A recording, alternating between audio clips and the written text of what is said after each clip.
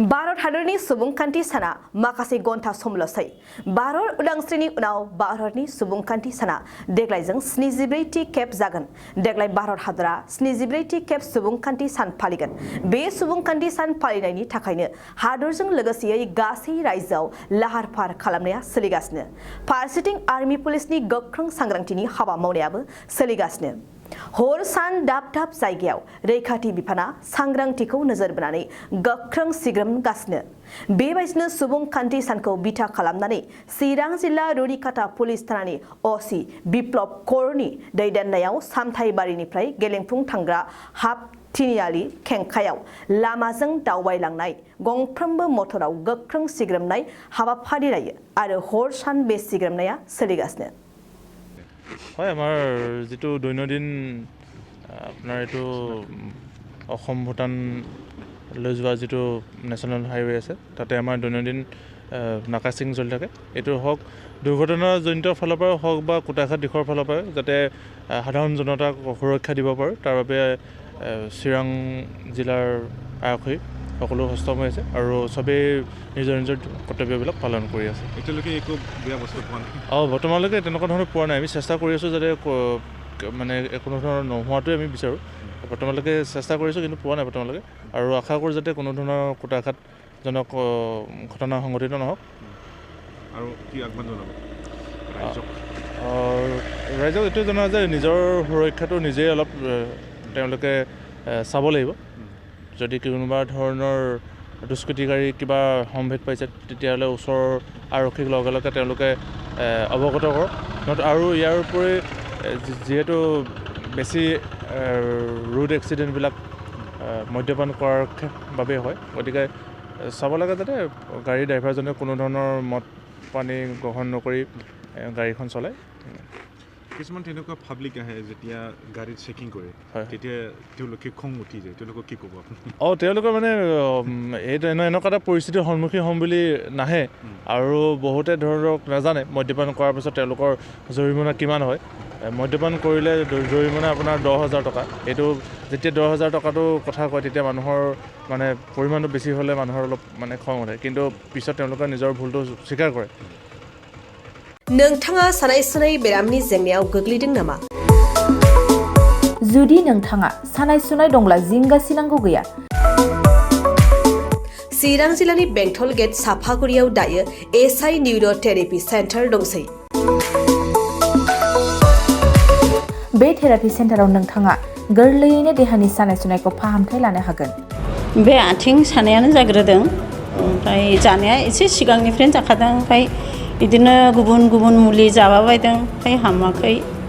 दिनैनि ट्रिटमेन्टआ आङो एसे मोजां मोनसिनबाय। जेरै सिं सानाय, आफादावरि सानाय, मोदोम जरा सानाय, आइजोफोरनि जेंना, खर' सानाय बायदि बेरामखौ फाहामनाय जायो।